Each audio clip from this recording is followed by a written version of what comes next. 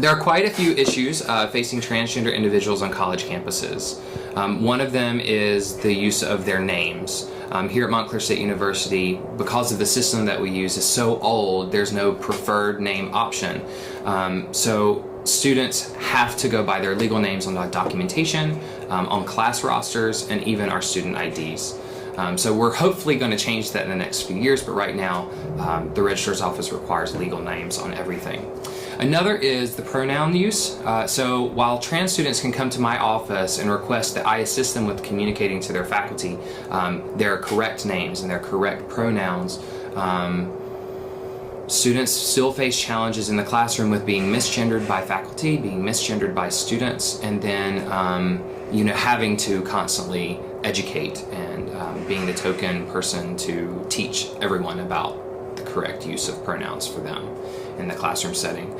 Another major issue that happens is in regards to healthcare. So our student healthcare plan does not cover hormone therapy or gender confirming surgery. There are quite a few schools that do that.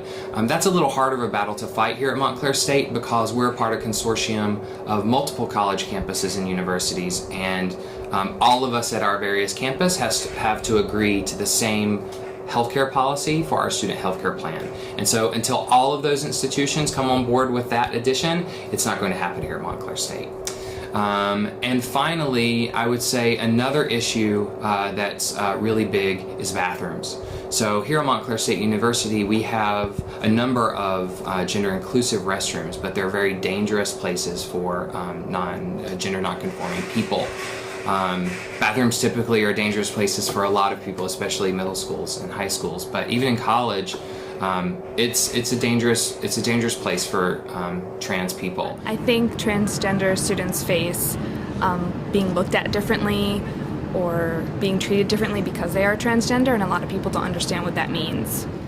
I believe on campus, transgender students face the issue of there not being enough gender-neutral bathrooms, professors, teachers, administrators, and faculty not using their preferred names or preferred pronouns, as well as the increased safety risk that trans students face everywhere. So I think it's everybody's responsibility to create a campus climate that's inclusive of people regardless of their identity, whether it be their gender identity, their sexual orientation, their religious identity, their ability, their race, their ethnicity. I think it's everyone's responsibility to create that environment that's inclusive for everybody. To make transgender students feel more comfortable on campus, maybe administrators should require safe space training for certain clubs or certain organizations that they want to join, or make safe space training more, advertised around campus so students can do it if they just want to. I definitely think that the use of a preferred name or pronouns would be a really, really huge step in the right direction for people who identify as transgender. I also think having more gender-neutral bathrooms on campus would be a big plus. I know that's a really big thing the university is pushing for.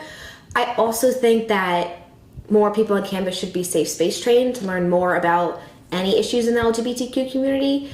And also it's important to know that just because a person identifies in the LGBTQ spectrum, that doesn't mean they're an ally to others. So it's important to create a visible network of allies to the transgender community specifically.